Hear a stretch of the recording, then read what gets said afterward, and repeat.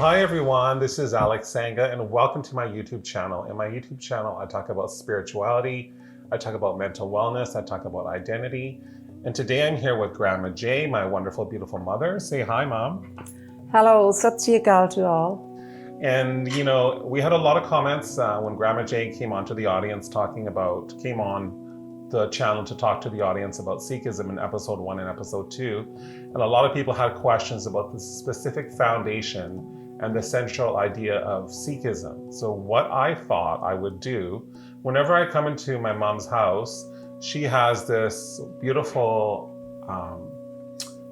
it's called the Mūl Mantar, which is the central idea or foundation of Sikhism. It has actually been written down by Guru Nanak Dev Ji, the founder of Sikhism. He was born in 1469, and I'm assuming when he was older, he wrote this, and it's been passed down through the generations. And we are going to go over this central idea and foundation of Sikhism today with my mother and try to get a better understanding of what it means to be a Sikh. So let's start with this. First of all, like I mentioned, Mūl Mantar means central idea or the foundation. This is what opens the Guru Granth Sahib, the holy scripture within Sikhism. Is that correct? Yes. Okay. So I'm going to read the English translation of this, which is what Guru Nanak Dev Ji passed down to us. Mūl Mantar, there is one God. His name is true. He is the creator. He is without fear. He is without hate. He is timeless, without form. He is beyond birth and death. He is self-existent. He is realized by the true Guru's grace. Meditate on his name. He was true in the timeless beginning. He was true through the ages. He is true now. Says Nanak, he, God, will evermore be true. So there's a number of things that come up in this. What do you take away from this as a devoted Sikh? What message is Guru Nanak trying to send to his followers and to the people who are reading his philosophy? What message do you think we want to take away? First of all, I have to say properly, Ik Onkar Satnam Karta Purakh Nirpau Nirvair Akal Murat Ajuni Saibhang Gur Prasad Jap Aad Sach Jugad Sach Hai bhi Sach Nanak Hosi bhi Sach Satnam Sri Vaheguru. So the message is, God is one, He is the creator, and without fear and without hate, and love everyone beyond birth and death, formless, self-existent. Guru Prasad is the grace of Guruji, blessings. And he asked us to meditate on Creator's name. Guru Nanak Dev Ji never say, you come to me, I'll do something for you. He say the good and bad in life, which way to go. You pick and choose and meditate on the formless God. So he is true to the beginning when this world start existing. He is truthful now. He will be true forever. So it's a message when a person is honest within themselves, the surrounding is respected, people love and respect each other, and the higher power, supreme soul, they remember that we all have part of it in us. So we don't go by the look and the dress up or anything. When we say Sat Sri Akal, mean is that is true. Sat mean truth. And Akal mean never come, never go. It's not in the time binding in coming time or going time. No, it's open forever. Is it okay? Wow, that was amazing. You know what really resonated with me about the Mūl Mantar, am I saying it correct? Huh. Is he, and I'm assuming he's referring to the creator, Yeah. he is without hate. Oh, yes. So as someone who was, you were separated, you left your husband, I'm a visible minority, I'm a Punjabi Sikh person, I'm a gay person, I live with mental health, mental illness. And when the creator, when Guru Nanak is saying the creator is saying he is without hate, it means he loves all his creation. Yes, definitely. And this is in the opening foundation of Sikhism. So no one has a right to hate on anyone. No one have the right to hate anyone. Even if it's the saint or the sinner. No. They are all God's children. Is that correct? Yes, definitely. So this is one of the powerful things I think that has come from the Mūl Mantar. Yeah. The other thing is when Guru Nanak is referring to the creator as he is the creator, he is without fear, he is without hate, is he just referring to him in the male form because he was, just for the sake of writing, or was he actually trying to say that the creator is actually a male spirit or something? No. Guru Nanak Dev Ji, the day he born, the nurse was there when he have a birth. The light shine around that room over him. And she said, I never ever seen anybody born like that in my life. And that was something special right from the beginning. Then Guru Nanak Dev Ji, the childhood was very unique and everything, and he started right away. But it's up to the person who have a faith or who honestly believing in. But I heard from my father, he used to say that to us, he is the God.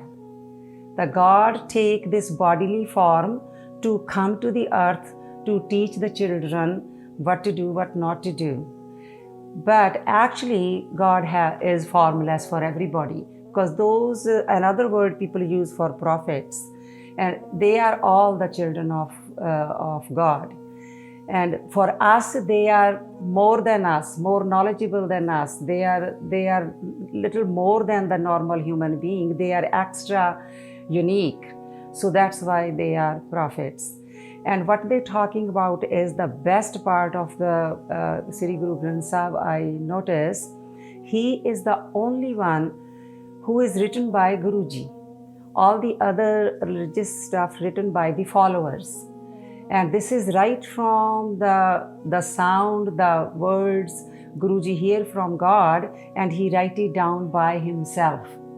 And then they collected everything, and they gave to the other Gurus. So my question is the creator God? Is there any evidence that the creator is genderless, male, female, or is gender even relevant? Is it just a spirit? Is it just a spiritual energy? It's a spiritual energy, but I'll make it very simple because I like to do it because of my grandkids. One of these days they listen or something, they understand. If there is 7 children sitting, they all look different by the skin color, by the language, by the religion. Everybody is different. But if somebody slap the child, they all cry. If somebody cut the finger, they all have the red blood flowing and dripping on the floor. So if somebody is happy, you tickling the baby, they all laugh. And everybody is hungry, they cry, and the mom is feeding milk, and they are happy and relaxed, they go to sleep.